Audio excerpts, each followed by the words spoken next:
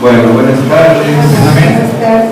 Hoy vamos a estudiar algo muy hermoso, que es Jesús como nuestro sumo sacerdote. Amén. Vamos a pedirles que vayan al libro de los Hebreos, la carta a los Hebreos, capítulo 3, versículo 1. Carta a los Hebreos, epístola a los Hebreos, capítulo 3, versículo 1. 3:1. Dice así la palabra del Señor. Por tanto, hermanos santos, participantes del llamamiento celestial, considerar al apóstol y sumo sacerdote de nuestra profesión, Cristo Jesús. ¿Sí? Fíjense cómo este versículo está dirigido a nosotros, los creyentes. ¿Sí?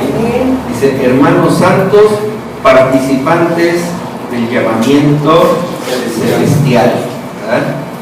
O sea que nosotros hemos sido participantes del llamamiento celestial. ¿Sí? No es una casualidad el que hayamos conocido de Cristo ni que estemos en este lugar, sino que hemos sido llamados, fíjense, directamente desde el cielo. Amén. Para pertenecer a la iglesia del Señor. Y dice, considerar, ¿sí? Aquí debemos de tomar en cuenta, saber, ¿sí? Que tenemos a un apóstol y sumo sacerdote que es Cristo Jesús. Amén.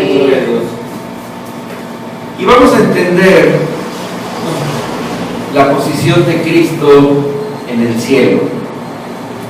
Cuando Jesucristo vivió aquí en la tierra, Él no era sacerdote, ¿verdad? Había sacerdotes puestos por decisión del hombre, ¿verdad? Eran de la rama de Leví, ¿verdad? Arónicos, descendientes de Aarón, pero eran sacerdotes que tenían los mismos o más pecados que el pueblo, ¿verdad? Y había dos tipos de sacerdotes: el sacerdote que llevaba las ofrendas, ¿verdad? Que hacía los holocaustos, el que hacía los rituales, y estaba el sumo sacerdote, que ese duraba un año, ¿verdad? Que era, vamos a llamar, el más alto nivel del sacerdocio, y que podía entrar una sola vez al año al lugar santísimo. Y dice la palabra que aún él tenía que hacer sacrificios por sus propios pecados. Entonces, Jesucristo, ¿sí? ¿De qué tribu de los patriarcas era? De la tribu de Judá, ¿sí? Y los sacerdotes eran de la tribu de Leví. Entonces Jesucristo no podía ser sacerdote mientras estuviera aquí en la tierra, porque no pertenecía, ¿verdad?, a la tribu de Judá, como Dios había establecido desde principios, ¿verdad? Pero dice la Biblia que él pertenecía a una clase más elevada de sacerdocio, dice, de la clase de Melquisedec, ¿sí? Melquisedec fue mucho antes de los patriarcas, ¿verdad? Y dice la Biblia que Melquisedec no tuvo padre, no tuvo madre, no tuvo genealogía, porque era la imagen de Cristo en aquel tiempo, ¿verdad? Y que no se sabe de él porque seguramente fue traspuesto al cielo, ¿verdad? Y era parte de ese ministerio celestial que únicamente Jesucristo, ¿verdad?, es parte, ¿verdad? Melquisedec era también un rey de un lugar que se llamaba Salem, ¿verdad? Y Rey de Salem quiere decir Rey de paz. ¿Sí? Salem es la palabra donde se origina la palabra judía Shalom, quiere decir paz. Entonces él era Rey de paz. Finalmente podemos decir que Melquisedec era Jesucristo. Vamos ahí en capítulo 4, vamos a ir sobre el libro de Hebreos, capítulo 4, versos del 14 al 16. Hebreos 4, 14 al 16. Por tanto, teniendo un gran sumo sacerdote que traspasó los cielos, Jesús, el Hijo de Dios, retengamos nuestra profesión. Aquí profesión es fe declarada, ¿sí? Porque no tenemos un sumo sacerdote que no pueda compadecerse de nuestras debilidades, sino uno que fue tentado en todo según nuestra semejanza, pero sin pecado. Acerquémonos pues confiadamente al trono de la gracia para alcanzar misericordia y hallar gracia para el oportuno socorro. Cuando aquí la palabra nos dice que nos acerquemos confiadamente, quiere decir sin temor. ¿Sí? Es decir, gracias a Jesucristo podemos estar frente a la presencia del Padre sin temor alguno. ¿Por qué? Porque el juicio de Dios, ¿sí?, no viene sobre la iglesia, porque la iglesia ya ha sido salva. Amén. El juicio de Dios viene sobre los que no creyeron en Jesucristo, ¿verdad? Juan 3:17 en adelante, ¿verdad? Entonces dice que gracias al sacerdote que cruzó los cielos, que llegó al reino de Dios, podemos acercarnos sin temor al trono de Dios, al reino de Dios, ¿verdad? ¿Por qué? Porque ese sacerdote es el que quitó la barrera, ¿verdad?, que existía entre el hombre y Dios, que era el pecado. Entonces dice que la Biblia, que no nada más era apóstol para dirigir la iglesia, no nada más era sacerdote para ministrar a la iglesia, sino era también el sacrificio. Era el Cordero Santo. Entonces fíjense cómo todo se centra en Jesucristo. No hay nadie que tenga una acción intermediaria entre Dios y los hombres. No quedó nada fuera del entorno de Jesucristo. Jesucristo cubrió todo, ¿sí? Él es el tabernáculo, Él es el arca, Él es el sacerdote, Él es el apóstol, Él es el cordero. O sea, todo lo llena Jesucristo. ¿Por qué? Porque todo tenía que ser perfecto y santo. Aún cuando Jesucristo vivió en el mundo, ¿verdad?, no se contaminó por el mundo, ¿verdad? Y dice que aún siendo hijo, aprendió obediencia al Padre, ¿verdad?, y entendió cuál era su propósito de haber sido enviado a la tierra. Tenía que vivir en la tierra, ¿sí?, bajo las mismas tentaciones, bajo las mismas presiones, bajo los mismos problemas que el hombre, para que entendiera el corazón del hombre y el hombre entendiera que Dios estaba con él. Amén.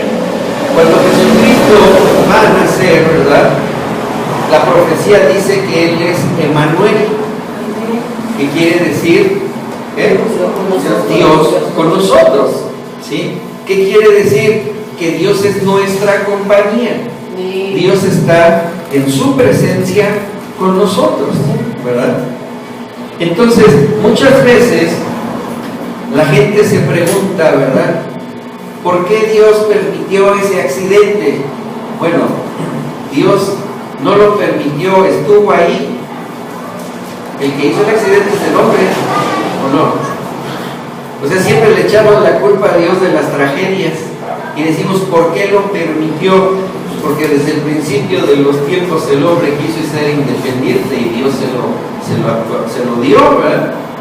Le dijo, no comerás del árbol del bien y del mal, y ¿qué fue lo primero que hizo el hombre? Desobedeció. Entonces dice, yo estoy respetando la decisión. Las tragedias, las maldades y todo el daño lo causa el hombre, no Dios. ¿Por qué suceden las cosas y Dios no hace nada? Porque Dios enseñó lo bueno y lo malo y el hombre decidió hacer lo malo, no lo bueno. Entonces aquí cuando dice que tenemos un sumo sacerdote, que no tenemos un sumo sacerdote que no pueda compadecerse de nuestras debilidades. Cuando tú sufres, Jesús sufre. Cuando tú estás angustiado, Jesús está angustiado, ¿verdad? Cuando tú estás alegre, Jesús está alegre, ¿verdad? Y siempre está con nosotros, siempre está con nosotros, nunca nos ha abandonado. Él es el que nos da fortaleza, Él es el que nos da alivio, Él es el que nos da consuelo. ¿Por qué? Porque Él es nuestro sacerdote. Amén. Que no lo busquemos, esa es otra cosa, ¿verdad? Por ejemplo, cuando alguien tiene un problema, una enfermedad, una situación difícil, busca a su pastor, ¿sí o no? Sí. ¿Por qué lo busca a Dios? Primero es buscar a Dios y luego al pastor, y no primero al pastor y luego a Dios. ¿Sí se dan cuenta que a veces hacemos, o muchas veces así le hacemos, verdad? Entonces nos olvidamos que nuestro sacerdote, ¿sí?, no es el pastor, es Cristo. Amén. ¿Sí? El pastor es el representante de Cristo, es el que Dios va a usar para darnos una palabra, para darnos una enseñanza, pero todo proviene de Dios, todo proviene de Jesús, ¿verdad? Y entonces por eso dice que Él fue tentado en toda nuestra semejanza, pero no cayó en el pecado. Es decir, su sacerdocio fue santo aun cuando estaba en la tierra, aun cuando convivía con la gente, aun cuando pasaba situaciones difíciles, su santidad nunca la perdió. Fíjense cómo los sacerdotes humanos de aquel tiempo fueron los que por su corazón duro y su incredulidad persiguieron al Hijo de Dios, ¿sí o no? ¿Cuáles eran las intenciones en el corazón de esos sacerdotes? El poder, el control, la ambición, ¿sí? ¿Qué quería decir? Que su corazón estaba totalmente contaminado, ¿o no? Por eso es que cuando Jesús dijo, yo soy el Hijo de Dios, dijeron, no, eso es una blasfemia, nosotros somos los meros buenos, ¿verdad? ¿Y qué es lo que nosotros debemos de entender? Que el sacerdocio humano está contaminado. Nosotros los pastores estamos contaminados. ¿Por qué? Porque siempre hay algo en lo que caemos, pero gracias a la sangre del Cordero, nosotros nos podemos limpiar. Pero el sacerdocio arónico, el de aquel tiempo, nunca se limpió con la sangre del Cordero, nunca la tomó en cuenta, ¿verdad? Entonces vemos que el sacerdocio de Jesús se vino preparando desde su nacimiento, ¿verdad?, en santidad. Dice la palabra de Dios que cuando él era niño estudiaba las Escrituras, dice, y crecía en conocimiento y en gracia. ¿Sí? ¿Por qué?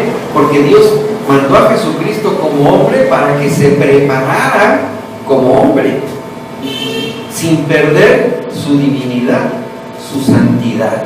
Así es. Ahí en Hebreos 5, capítulo 8, perdón, Hebreos 5, versos 8 al 10, dice, y aunque era hijo, por lo que padeció, aprendió la obediencia.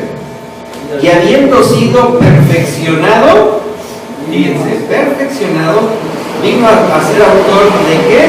Eterna salvación. Eterna salvación. ¿Para quiénes? A todos los para que todos obedecen. los que le obedecen. Y fue declarado por Dios sumo sacerdote según el orden de Melquisedec. Fíjense cómo la obra redentora de Jesucristo en el creyente es eterna. ¿Sí? Su sacerdocio es eterno. Todo lo que nosotros recibimos de Jesús es eterno. ¿Sí? Gloria a Dios. ¿Por qué? Porque el sacerdocio de Jesús es eterno. Amén, amén. ¿Verdad? Y dice aquí que Él fue perfeccionado. Quiere decir que Él fue moldeado, ¿verdad? Él fue formado por Dios primero aquí en la tierra, ¿verdad? Y después sube a un sacerdocio eterno, a un sacerdocio santo, a un sacerdocio puro y limpio, que es el sacerdocio celestial, según la orden del primer sacerdote celestial, que fue él mismo, nada más que con el nombre de Melquisedec, ¿verdad? Vamos a Hebreos 7, versos del 11 al 16. Hebreos 7, del 11 al 16. Dice la palabra de Dios: si pues la perfección fuera por el sacerdocio levítico, porque bajo él recibió el pueblo la ley, ¿qué necesidad habría aún de que se levantase otro sacerdote según el orden de Melquisedec y que no fuese llamado según el orden de Aarón? Porque cambiado el sacerdocio, necesario es que haya también cambiado de ley. Y aquel de quien se dice esto es de otra tribu, de la cual nadie sirvió al altar. Porque manifiesto es que nuestro Señor vino de la tribu de Judá, de la cual nada habló Moisés tocante al sacerdocio. Y esto es aún más manifiesto si a semejanza de Melquisedec se levanta un sacerdote distinto, no constituido conforme a la ley del mandamiento acerca de la descendencia, sino según el poder de una vida indestructible. Fíjense cómo nos aclara, ¿sí?, aquí las escrituras, ¿verdad?, que si el sacerdocio humano hubiera sido perfecto, ¿qué necesidad tendríamos de otro sacerdote? Ninguna, ¿verdad? Pero el sacerdocio humano, contaminado totalmente, ¿sí?, acabó de perder o nunca tuvo la santidad que el sacerdocio merecía. Por eso dice aquí, bajo el sacerdocio del hombre le dieron las leyes del hombre, ¿sí o no? Bajo el sacerdocio de Jesús recibimos la gracia.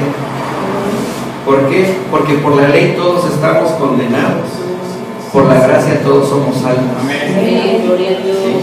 Entonces, lo que un sacerdote ministraba para muerte, Jesús vino a ministrar para vida. ¿Sí? ¿Cuál era el común entre los dos? El derramamiento de sangre, porque sin derramamiento de sangre no hay remisión de pecados. ¿Sí se fijan? Ahora, qué hermoso cuando nos dice que nosotros entendamos que nuestra salvación, que nuestra permanencia en el cielo no depende de hombre alguno, ni de rito alguno, ni de obra alguna, sino simplemente de la gracia de Dios. Hay doctrinas que dicen: si no eres bautizado no eres salvo, si no confesaste a Jesús no eres salvo, si no es que obras. ¿Sí? Y Jesucristo dice: todo el que cree en mí ya es salvo. ¿Sí o no? Así es. Entonces, a veces, ¿verdad?, por ignorancia, nos atamos a los mandamientos arónicos, el hacer o no hacer para ser salvos. Y dice, eso no funcionó. Por eso Dios lo quitó y nos puso un mejor y sumo sacerdote, que es Jesucristo. Por eso la gracia sustituye la ley, porque en Cristo se cumplió toda la ley. Toda la ley, todo el pecado se cumplió en Cristo. Por eso es que Él es el Cordero Santo que quita el pecado del mundo. Entonces fíjense, Él fue sacerdote, pero también fue Cordero. Qué tremendo, ¿no? Era tan puro que Él tuvo que ser sacrificado. No había más pureza fuera de Él. Entonces Jesús es nuestro sacerdote y es nuestro sacrificio. En Él tenemos toda la plenitud y recibimos gracia sobre gracia, ¿verdad? ¿Por qué? Porque todo lo que viene de Jesús es eterno. Todo es eterno, ¿verdad? No es por lo que haga o deje de hacer, sino es por la fe en Cristo Jesús, ¿verdad? Y dice, porque cambiado el sacerdocio, necesario es que haya también el cambio de ley, ¿verdad? Es decir, la ley del Antiguo Testamento, ¿verdad?, era la ley del sacrificio. Bajo el nuevo pacto, bajo el Nuevo Testamento, ¿sí?, ahora es por la gracia, por la fe, ¿verdad? El sacerdocio humano estaba basado en la religiosidad, en las obras, ¿sí? El sacerdocio de Jesús está basado en la fe y en la gracia. ¿Sí?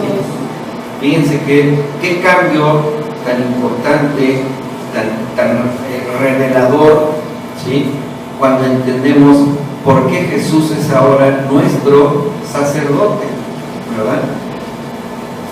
Ahí en capítulo 7, versos del 22 al 25. Por tanto, Jesús es hecho fiador de un mejor pacto. Y los otros sacerdotes llegaron a ser muchos, debido a que por la muerte no podían continuar. Entonces moría uno y ponían otro, ¿verdad? Porque era imperfecto, porque tenía un principio y un fin cada sacerdote, ¿no? Se moría y tenía que poner otro, ¿no? Mas por cuanto permanece para siempre, tiene un sacerdocio inmutable, es decir, no cambia ya.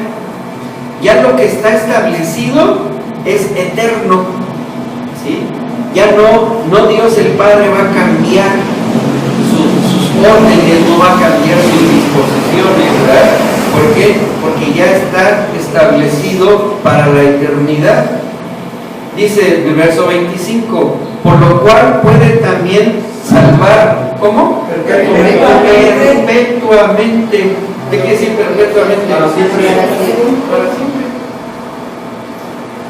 A los que por Él se acercan a Dios, viviendo siempre para interceder por ellos, por Él. ¿Por qué Jesús tiene que interceder por nosotros los creyentes? Porque conoce que. Porque seguimos pecando, hermano. Entonces, aunque peques, eres salvo. ¿Por qué? Porque tienes un intercesor perpetuo. Perpetuo, está bien claro. ¿Sí? ¿Qué cosa puede ser más grande que la perpetuidad del sacerdocio de Jesús? Nada, ¿verdad? La lucha interna es la que nos enjuicia y nos condena a nosotros mismos. ¿Sí? Decía una vez una persona, es que yo soy tan pecador que Jesús nunca se va a acercar a mí. Y dices, es que es al revés. Entre más pecados tienes, más cerca de ti está Dios. Porque donde abunda el pecado, sobreabunda la gracia. Fíjate, qué tremendo, ¿no? Y Jesucristo que dijo, yo no vine a ver a los sanos, sino a los enfermos. No vine a buscar a justos, vine a buscar a pecadores. Entonces fíjense otra cosa muy importante. Jesucristo, aparte de ser apóstol, sacerdote y cordero, ahora es intercesor. Y Abogado. Fíjense qué hermoso, o sea, todas las actividades no te dejan salirte del cielo. Así. Si tú te entregas a Dios, tú te entregas a Jesucristo, ¿verdad? Tú te entregas a buscar su presencia, a entregarle tu vida y a luchar contra ti mismo, tienes la presencia de Dios eterna en tu vida. Tienes el plan de Dios eterno en tu vida. De decir, ¿sabes qué? No te voy a dejar caer. Y cada vez que te caigas te voy a levantar. Y voy a ir con el Padre, Padre, perdónalo. ¿Por qué? Porque mi sacrificio fue por sus pecados pasados, presentes y futuros. Porque esa es la eternidad. Así es, gloria a Dios. Fíjense qué hermoso el sacerdocio, ¿verdad? ¿Eso quiere decir que puedes pecar lo que quieras? No. ¿Por qué? Porque habla de obediencia, habla de cumplir la palabra de Dios, pero dice que somos perfeccionados continuamente hasta que estemos en su presencia. Es decir, siempre vamos a cometer errores, pero eso no nos hace que perdamos la gracia de Dios, de su perdón. ¿Por qué? Porque si nosotros tenemos frutos dignos de arrepentimiento, ¿sí? Si nosotros entendemos que estamos luchando contra el mal que mora en nosotros, ¿sí? Dios pone de su Santo Espíritu para que a cada momento, ¿sí?, el Espíritu te redarguya de pecado, de maldad, de todas esas cosas, y te sientas mal cada que hagas algo y digas, Señor, perdona. ¿Sí? Imagínense que no fuera así, que la gracia de Dios no existiera para nuestra salvación perfecta. ¿Cuántos irían al cielo? Nadie. Pues nadie. Así de sencillo. Entonces, ¿para qué fue sacrificado Jesucristo? Es bien sencillo entender la salvación. ¿Sí o no? Si un solo pecado te roba la salvación, pues todos estamos bien fritos. ¿O no? Pero cuando yo entiendo que la salvación se dio en la cruz, entiendo que el pecado que mora en mí, por más que luche, no me va a hacer perder la salvación, porque tengo un sacerdote en el cielo que va a estar intercediendo por cada falla que tengo. Así es, gloria a Dios. Esa es la promesa eterna, ¿sí o no? Esa es la promesa eterna, ¿verdad? Entonces, cuando se nos enseñan cosas diferentes, ¿qué nos están enseñando? Que estamos condenados, hagamos lo que hagamos. Y que el sacrificio de Jesucristo no sirvió, pero ni para tole. ¿Por qué? Porque el pecado es más grande que la cruz. El pecado es más grande que la gracia. El pecado es más grande que el perdón. Dices, no, pues entonces no me funcionó, no le funcionó a Cristo el que lo hayan sacrificado. ¿Sí? La palabra es fácil de entender, ¿verdad? La cosa es entender quién era Jesucristo, por qué lo hizo, cómo vivió, cuáles eran sus propósitos. Dice ahí capítulo 7, verso 26, porque tal sumo sacerdote nos convenía, dice, santo, inocente, sin mancha, apartado de los pecados y hecho más sublime que los cielos, dice, que no tiene necesidad cada día, como aquellos sumos sacerdotes, de ofrecer primero sacrificios por sus propios pecados y luego por los del pueblo, Porque esto lo hizo una vez para siempre, ofreciéndose a sí mismo. Fíjense qué palabra tan tremenda. ¿De quién recibimos la salvación eterna? De Jesucristo. Porque su sacrificio fue una sola vez y para siempre. Por eso Él se ofreció. Amén, amén. Él se entregó, ¿verdad? El Padre lo envió, ¿verdad? Pero Él obedeció. Él dijo, Padre, si es posible, pasa de mí esta copa. Y luego reflexiona y dice, pero no se haga lo que yo diga. Ahí se perfeccionó la obediencia, ¿sí o no? Y en ese perfeccionamiento llegó nuestra salvación. En esa obediencia perfecta vino la salvación de nuestra alma. Amén, amén. Vamos a capítulo 9, verso 15.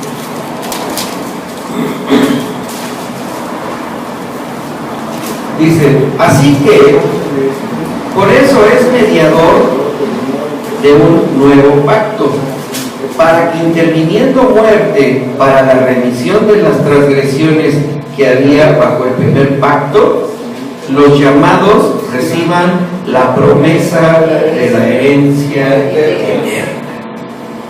¿Qué nos condenaba a nosotros al juicio y condenación eterna? El primer pacto, la ley, ¿sí o no? La ley, ¿verdad?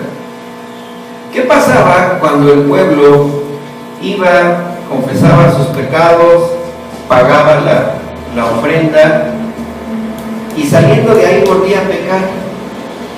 ¿Qué le pasaba a esa gente? Pues iba al infierno, ¿no?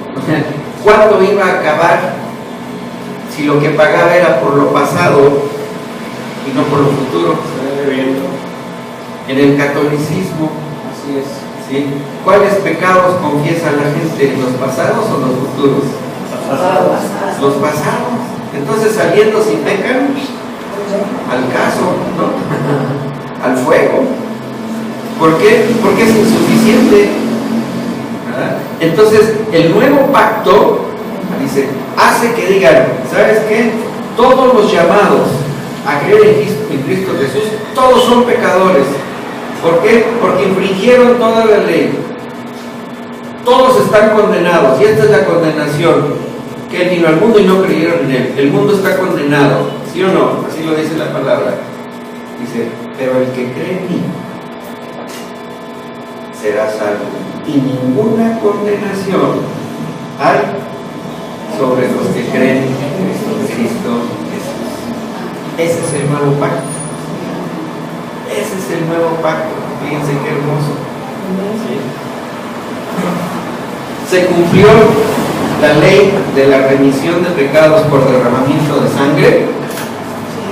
Sí. Pero ya no fue de un macho cabrío, no fue de un becerro, no fue de una oveja, no fue la nuestra, sino fue la del Cordero Santo. Así es. Entonces, en ese sacrificio se pagaron nuestros pecados pasados, presentes y futuros. Todos. ¿Por qué? Porque es la promesa eterna. Es la promesa eterna. ¿Sí? ¿Y lo eterno cuánto dura? Para siempre. Entonces no tengo duda. Por eso dice, acérquense confiadamente al trono de gracia. Quiere decir, acércate sin ningún temor, Dios no te va a rechazar. ¿Por qué? Porque tu vestidura de santidad ya te la puso Jesucristo desde el momento en que dijiste, Señor, te reconozco como mi Señor y Salvador. Eres mi suficiente, ¿sí? Para todo. Enséñame a ser obediente. Enséñame a saber que en ti todo lo puedo. Amén. Decía Jesucristo, aquel que quiera venir en pos de mí, dice, niéguese a sí mismo. ¿Qué quería decir niéguese a sí mismo? Conócete, pero no te aceptes como eras antes. acéptate como ahora yo te veo. Si alguno de nosotros, como decimos aquí, colgáramos los tenis y nos estuvieran velando, ¿cómo nos recordaría la gente?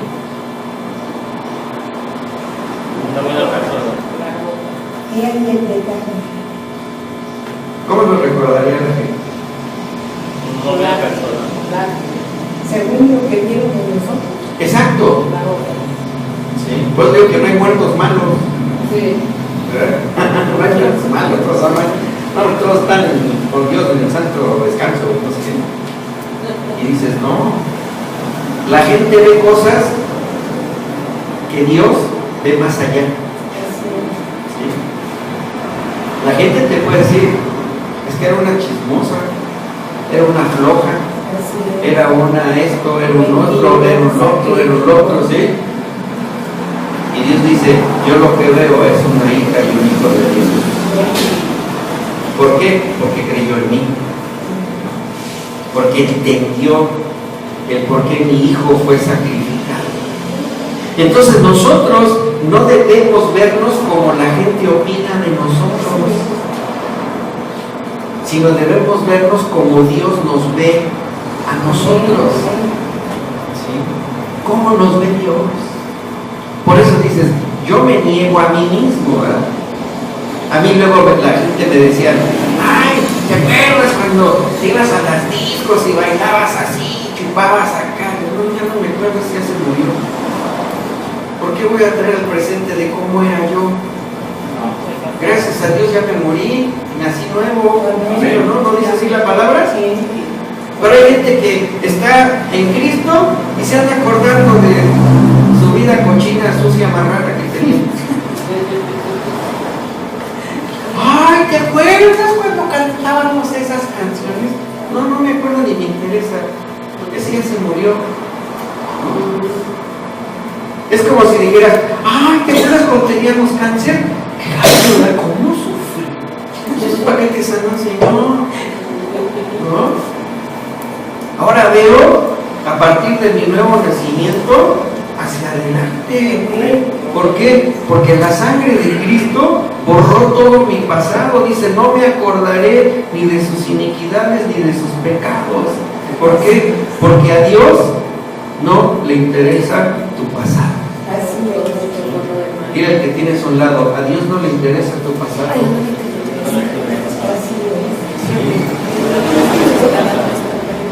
A Dios le interesa tu futuro. ¿Sabes por qué? Porque el futuro es Él en ti. Amén, amén. Es Él en ti.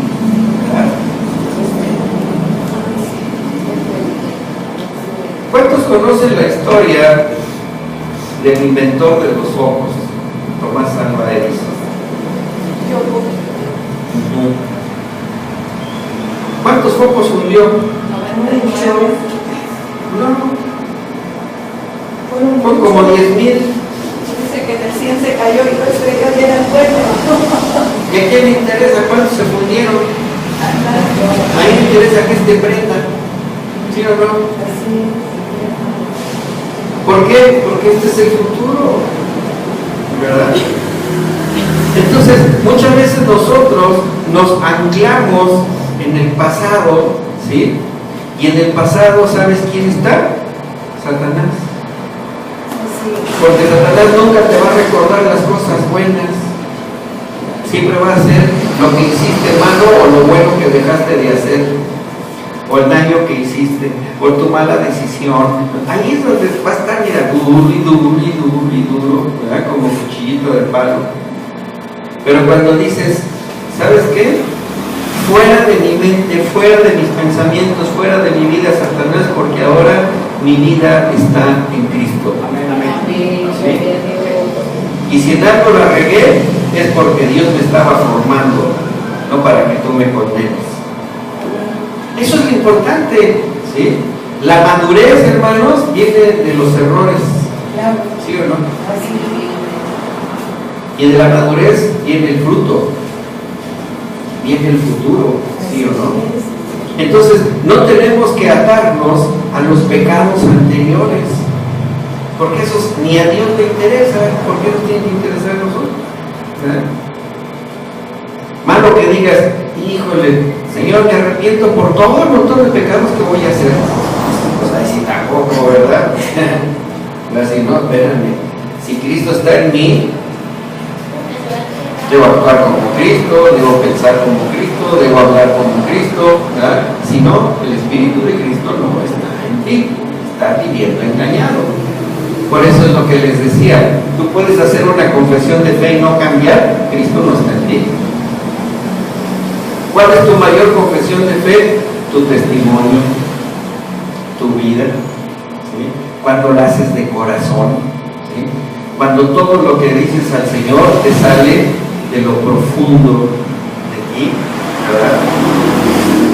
Y no por una emoción, no por un ritual, no por un compromiso, sino dices, Señor, yo hago esto, ¿verdad? ¿Por qué? Porque quiero agradarte, quiero cambiar, ¿verdad? Cuando Jesús le dijo a Nicodemo, si no nacieses de nuevo no podrás ver. No le dijo entrar, dijo, no podrás ver el reino del cielo. ¿Sí? ¿Qué le estaba diciendo? No lo vas a entender. No lo vas a entender, ¿verdad? Por eso el hombre carnal, el hombre terrenal, ve las cosas con una mirada terrenal, no las entiende. Pero el hombre espiritual discierne las cosas espiritualmente, ¿verdad? Espiritualmente. Por eso ahora entendemos cómo el sacerdocio de Jesús, siendo un sacerdocio espiritual, nos lleva a la eternidad. Porque el sacerdocio carnal, aquí quedó, te lleva a la condenación y al juicio. Por eso es que la iglesia ya no va a ir al juicio, porque ya la iglesia está aceptada por gracia, por el sacrificio. Porque ¿quién es la iglesia?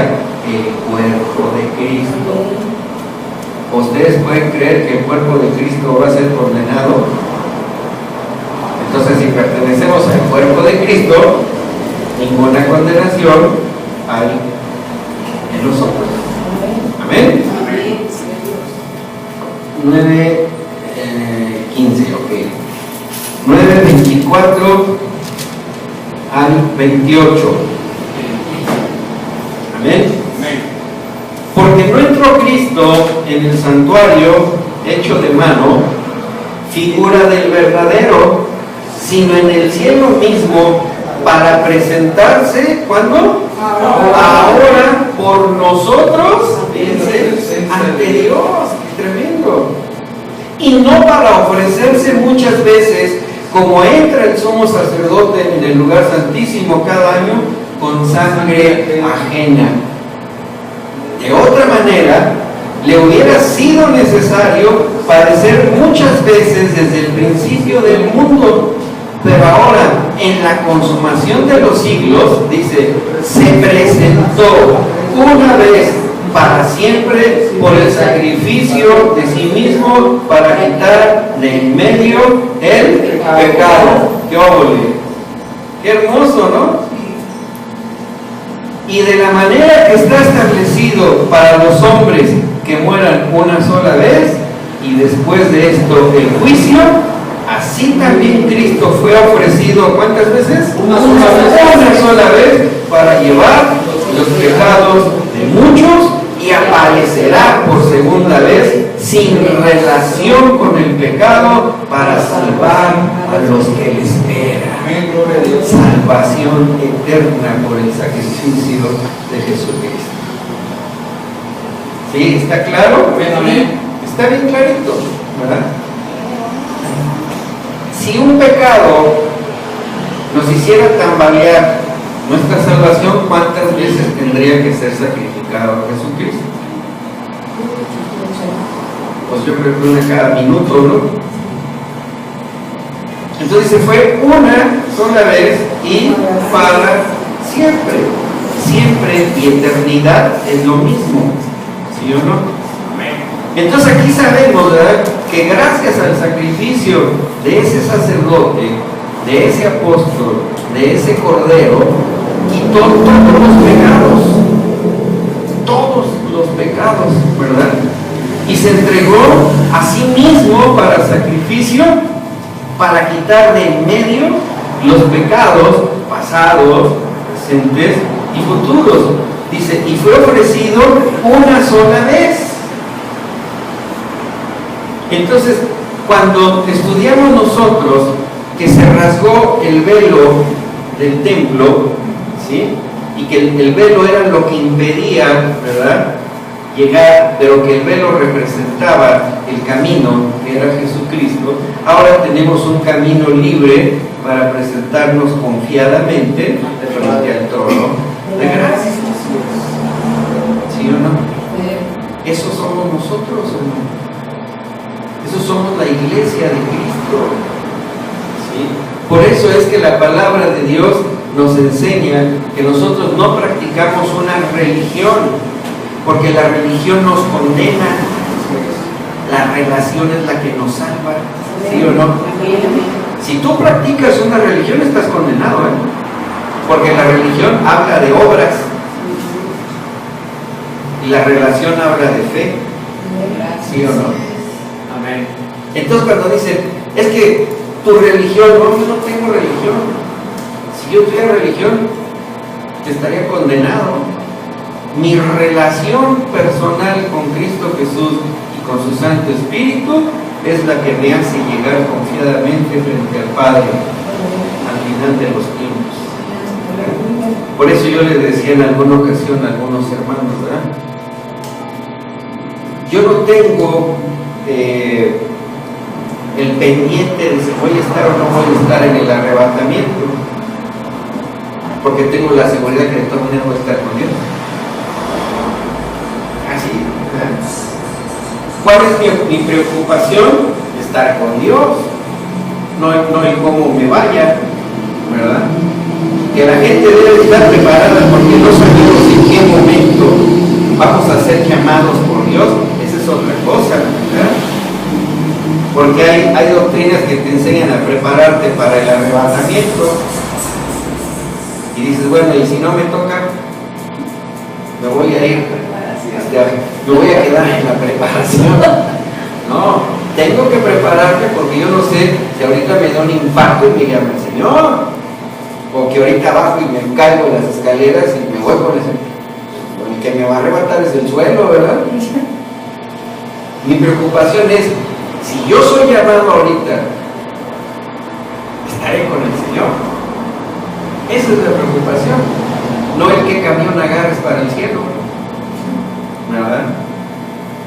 Qué padre a los que les va a tocar el arrebatamiento. Yo te digo que no, porque van a estar en la tribulación. Yo no quiero estar en la tribulación, ya de por sí nos va como en feria. Yo quiero estar con el Señor, ¿verdad?, que me dio un infarto así, se acabó. Ni hospitales, ni nada, no, vamos. Ay, sí, rápido. Y que diga, Señor, cuando yo abro los ojos voy a estar frente a ti. Gracias a Dios. Eso es hermoso, Señor, ¿no? Eso es hermoso, ¿eh? Cristo viene, gloria a Dios, pero primero me voy yo. Ese es el problema. Hermano, prepárate para la venida de Cristo. Ahí cómo sabes que te va a tocar.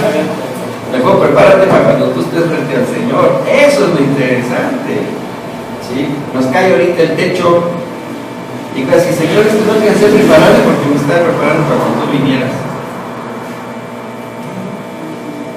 Es cuando nosotros estemos allá lo difícil, ¿verdad?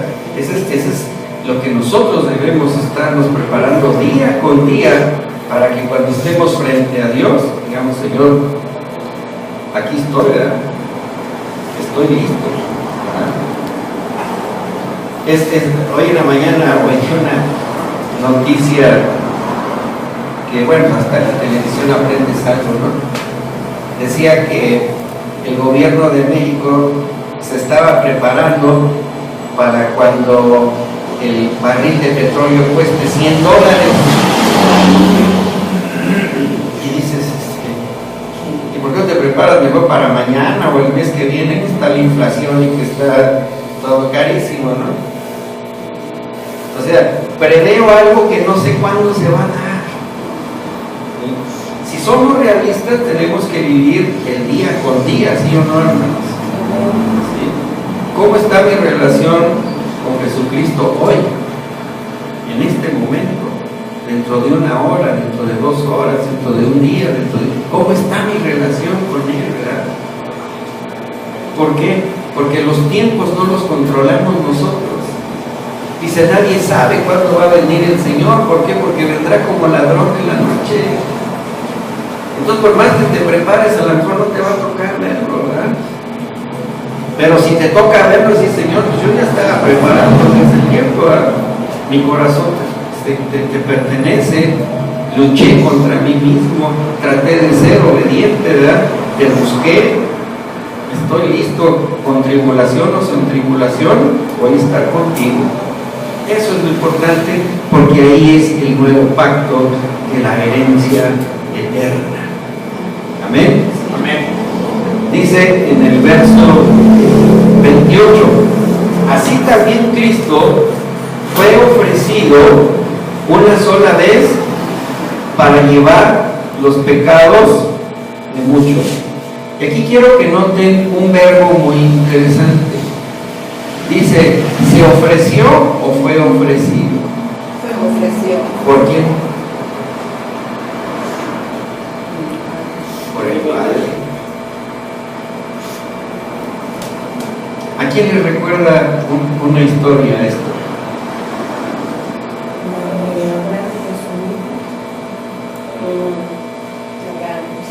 ¿Sí o no? El Padre fue el que ofreció a su Hijo como sacrificio. ¿Sí se fijan? Cuando Dios le dijo a Abraham, entrégame a tu Hijo para que seas bendecido. Qué lucha terrible, ¿no? Después de 100 años o 120 años que apenas le dio a su hijo, el que le dice, ahora regrésamelo, y es más, tú mátalo. A lo mejor en otros tiempos nosotros hubiéramos entregado a varios, ¿verdad? Entonces, ¿ustedes creen que al Padre no le dolió haber ofrecido a Jesucristo en sacrificio por nosotros? Porque dice que de tal manera amó Dios al mundo. Simplemente pregúntate, si alguien te dijera, necesito la vida de tu hijo para que el mío viva, ¿se lo entregabas? ¿Por qué el Padre sí lo entregó? Ahora entendemos de tal manera. ¿Sí?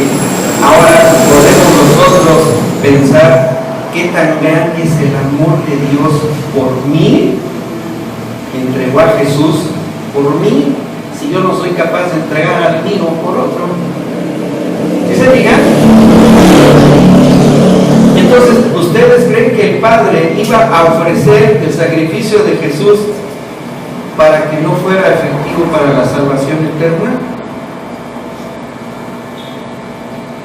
¿Qué clase de padre sería, no? Entonces dijo, no, es necesario que mi hijo sea el precio de la salvación eterna de aquellos que creen en él. Qué hermoso, ¿no? Ese es el sacrificio sacerdotal de Cristo. Vamos a Hebreos 10, versos del 10 al 12. Amén. Hebreos 10, del 10 al 12. Dice, en esa voluntad somos santificados mediante la ofrenda del cuerpo de Cristo, hecha una vez y para siempre. ¿Qué somos entonces? ¿Qué dice ahí? ¿Y qué es ser santificados? ¿Somos santos? ¿Sí o no? ¿O alguien de aquí dice todavía que es pecador? Sí, somos pecadores, somos santos. ¿Ya nos santificó la sangre de Cristo o no? Ay, es que yo soy pecador. No, si Cristo ya pagó por tus pecados, Él te santificó, ¿verdad? Dice, y ciertamente todo sacerdote está día tras día ministrando y ofreciendo muchas veces los mismos sacrificios que nunca pueden quitar los pecados. Así te eches 15 maromas, 400 Padres Marías y 15 Madres Nuestras, ¿sí? Sigue siendo cochino pecador y te vas a ir al infierno. ¿Sí o no? ¿Está bien claro? Sí. Dice, los sacrificios que hagas y las, ¿cómo les llaman? Las penitencias, no te sirven de nada. ¿Por qué? Porque lo único que borra los pecados del hombre es la sangre de Cristo. Dice, pero Cristo, habiendo ofrecido una vez para siempre un solo sacrificio por los pecados, se ha sentado a la diestra de Dios. De ahí en adelante, esperando hasta que sus enemigos sean puestos por estrado de sus pies, porque con una sola ofrenda hizo perfectos para siempre a los santificados. ¿Somos imperfectos? ¿No dice ahí que ya nos perfeccionó? Ahora, ¿cómo debemos entender esto? La imperfección la tenemos en la carne. La perfección está en el espíritu. Cuando te mueras, ¿dónde va a quedar la imperfección? Aquí. ¿Sí o no? ¿Y la perfección dónde se va a ir? Al cielo. ¿Sí? Entonces no podemos decir, es que soy imperfecto. No. Ya te perfeccionó el sacrificio de Cristo. Ya no eres pecador, ahora eres santificado. ¿Por qué? Porque el sacrificio de Cristo para eso fue. Sin olvidar que el sacerdocio espiritual de Cristo obra en lo espiritual nuestro. Eso sí. Eso sí debemos tener muy claro. Nuestra imperfección y nuestro pecado está en la carne, no en nuestro espíritu. ¿Sí? En el espíritu somos perfectos. ¿Por qué? Porque Dios ya nos santificó mediante el sacrificio de Jesús. Y la imperfección se va a quedar aquí en la carne. ¿Sí? Entonces, haciendo un pequeño paréntesis, ¿no? Aquellas discusiones de que si era bueno o era malo, si era pecado o no era pecado, el cremar un cuerpo, pues ¿dónde queda? Lo quemes, lo entierres, lo avientes al mar, se lo coman los tiburones, es el cuerpo, no sirve para nada.